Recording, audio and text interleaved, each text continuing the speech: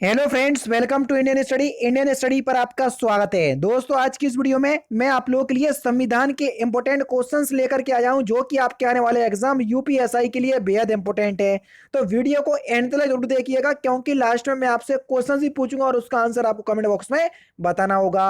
साथ ही साथ इस वीडियो की पीडीएफ डिस्क्रिप्शन में टेलीग्राम चैनल का लिंक दिया हुआ है, वहां से आप प्राप्ति कर सकते हैं। पहला क्वेश्चन आपके सामने, भारतीय संविधान के किस भाग को उसकी आत्मा की व्याख्या प्रदान की गई? जल्दी बताओ। तो आप सभी लोग जानते हैं, अगर मैं आपसे पूछूं कि भारतीय संविधान की आत्मा किसे कहा जाता है, तो आपका आंसर होगा प्रस्तावना को। और अगर मैं आपसे पूछूं कि डॉक्टर भीमराव अंबेडकर के अनुसार संविधान की आत्मा किसे कहा जाता है, तो सही आंसर हो जाएगा अनुच्छेद 32 यानी कि संवैधानिक उपचारों के अधिकार को। दोनों ही क्वेश्चंस अलग हैं, दोनों ही क्वेश्चंस एग्जाम में पूछे जाते हैं, इसलिए दोनों ही क्वेश्चंस यहां पर मैंने आपको क्लियर कर दिए। संविधान निर्माताओं ने किस पर विशेष ध्यान दिया था? जल्दी बताओ। संविधान निर्माताओं ने किस पर विशेष ध्यान दिया था? प्रस्तावना पर। क्यों? क्योंकि प्रस्तावना ही बताती है कि संविधान जो है पूरे भारत में सर्वोच्च है, और संविधान को सर्वोच्च पर रहने की शक्ति जो है वो हमारी भारत की जनता से प्राप्त होती है। इसलिए पहला option correct. Next question, Bharat में जनप्रिय संप्रभुता है क्योंकि भारत के संविधान की प्रस्तावना शुरू होती है इन शब्दों से। किन शब्दों से शुरू होती है भारत की प्रस्तावना? जल्दी बताओ, चारों ही ऑप्शंस आपके सामने। हम भारत के लोग भारत को संपूर्ण प्रभुत्व संपन्न लोकतांत्रिक गणराज्य बनाने हेतु इस तरीके से। समझ रहे? चौथा ऑप्शन करेक्ट। भारत को गणतंत्र क्यों कहा जाता है? देखो, गणतंत्र का मतलब होता है कि यहां पर जो राज्य का अध्यक्ष होगा वो वंशानुक्रम में नहीं होगा, बस उसी को गणतंत्र कहते हैं। तो जल्दी बताओ, भारत को गणतंत्र क्यों कहा जाता है? यहां पर देख लो, चारों ही ऑप्शंस आपके सामने हैं। तो सही आंसर आपका क्या हो जाएगा कि यहां राज्य का प्रमुख निर्धारित अवधि के लिए निर्वाचित होता है, जो कि वंशानुक्रम में नहीं होता। ठीक है, चौथा option correct. Next question, Bharat एक राष्ट्र है किस प्रकार का? आप सभी लोग जानते हैं कि भारत किस प्रकार का राष्ट्र है। भारत एक धर्मनिरपेक्ष राष्ट्र है, अर्थात भारत का कोई भी नागरिक स्तर का धर्म नहीं होगा, मतलब कोई भी राज्य स्तर का धर्म नहीं होगा। धर्म जो होगा वो भारत के नागरिक को होगा, अर्थात भारत के नागरिक को यह पूर्ण रूप से स्वतंत्रता है कि वो कोई भी धर्म को मान सकता है। पहला ही option correct. Next question start करने से पहले मैं आपको बता दूं, यहां पर समझो बात को कि डेली बेसिस पे मैं आप लोगों के लिए अनअकैडमी पर 4 स्पेशल क्लास लेकर के आ रहा हूं। सुबह 9:30 बजे ये आपकी पॉलिटी की क्लास होती है। इसमें प्रैक्टिस तो चलती चलती है, थ्योरी भी चलती है। एक बार आकर के देखो सर क्लास में, कोई भी क्लास, चाहे हिंदी की क्लास में आ जाओ, पॉलिटी की क्लास में आ जाओ, हिंदी की रिवीजन क्लास में आ जाओ, कोई भी क्लास में आ जाओ।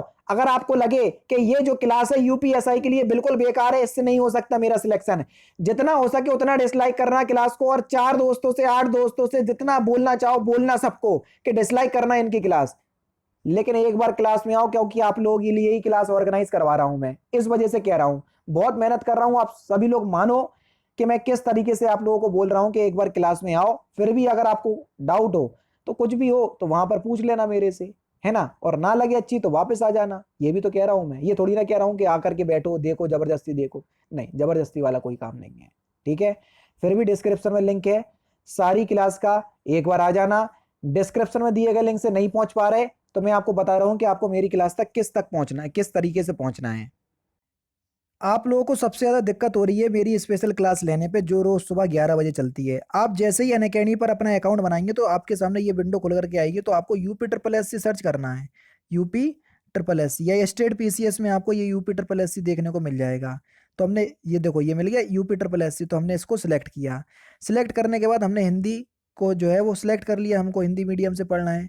आगे की जो आपकी प्रोसेसिंग है वो यहाँ पर हो जाएगी, और आपको यहाँ पर यूपी ट्रिपल एस सी लिख करके आ जाएगा। देखो, ये लिख करके आ गया यूपी ट्रिपल एस सी।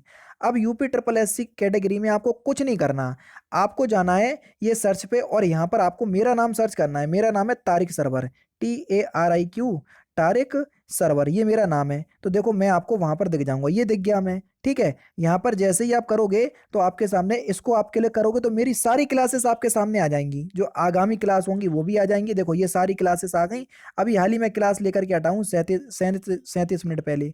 तो आपको मेरी क्लास देखना है, सपोज करो यही वाली क्लास देखना है, तो मैंने क्लिक किया। तो अब क्या करना पड़ेगा सर? आपको क्लास अनलॉक करना पड़ेगी। जैसे ही मैंने आपको क्लास में किया तो अनलॉक कोड आपको मांगा है, तो अनलॉक कोड है आपका इंडियन स्टडी, जो कि हमारे चैनल का नाम है इंडियन स्टडी।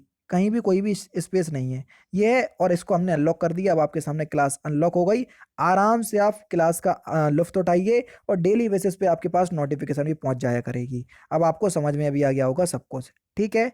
अब मिलते हैं, जैसे भी आपकी क्लास होगी आप उस तरीके से देख लीजिएगा जैसा कि मैंने आपको बताया है। नेक्स्ट क्वेश्चन है कि धर्मनिरपेक्षता का अर्थ क्या होता है। धर्मनिरपेक्षता का अर्थ क्या होता है, जल्दी बताओ। चारों ही ऑप्शंस देख लो, चौथा ऑप्शन इनमें से कोई नहीं है।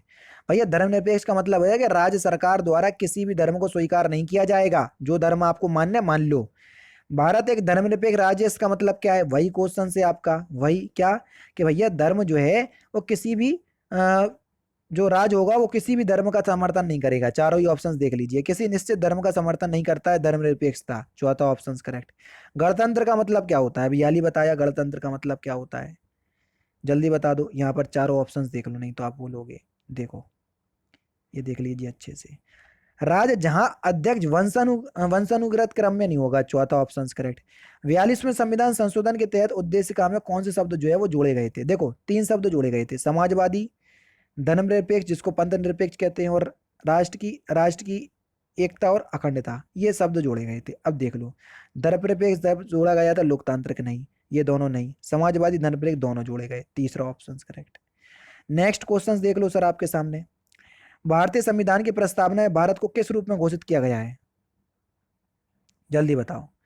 भारतीय संविधान की प्रस्तावना में भारत को किस रूप में घोषित किया गया है, तो देखो भारत जो है वो एक संप्रभुत्व संपन्न राष्ट्र होगा, समाजवादी, धर्मनिरपेक्ष, प्रजातांत्रिक, गणराज्य। बिल्कुल इसी लाइन से याद करना है आपको, क्योंकि जब आप प्रस्तावना पढ़ोगे तो बिल्कुल लाइन बाई लाइन मिलेंगे ये, तीसरा ऑप्शन करेक्ट। भारत एक गणतंत्र है, इसका अर्थ क्या है, अभी हाल ही बता चुका हूं।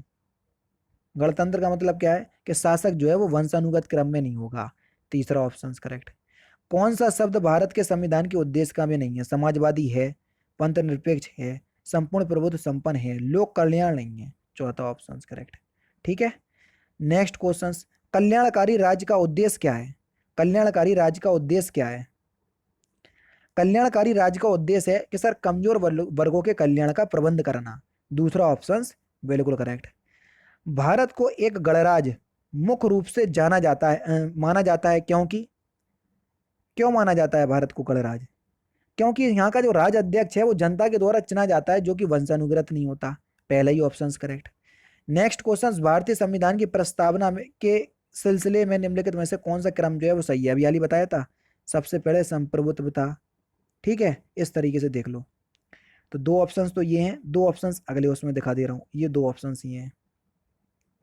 तो सही आंसर होगा सार्वभौम सत्ता संपन्न, यानी कि संपूर्ण प्रभुत्व संपन्न, समाजवादी, धर्मनिरपेक्ष, जनवादी, गणतंत्र का मतलब है लोकतांत्रिक और फिर गणतंत्र, चौथा ऑप्शन करेक्ट।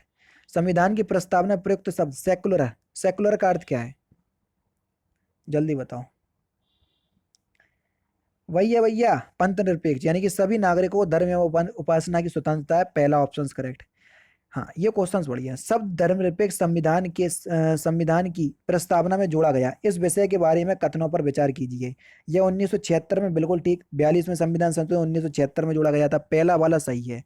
फिर वो कह रहा है 44वें संविधान, नहीं 44 में नहीं, दूसरा वाला गलत है, तीसरा यह 42वें संविधान बिल्कुल, तीसरा 42वें संविधान संशोधन के तहत जोड़ा गया था, बिल्कुल ठीक है। चौथा यह मूल प्रस्तावना में था, अगर मूल प्रस्तावना में था तो जोड़ते क्यों, पहला और तीसरा सही है, तो कौन से ऑप्शन में दिया, पहला तीसरा, दूसरे ऑप्शंस में दिया, दूसरा ऑप्शन करेक्ट।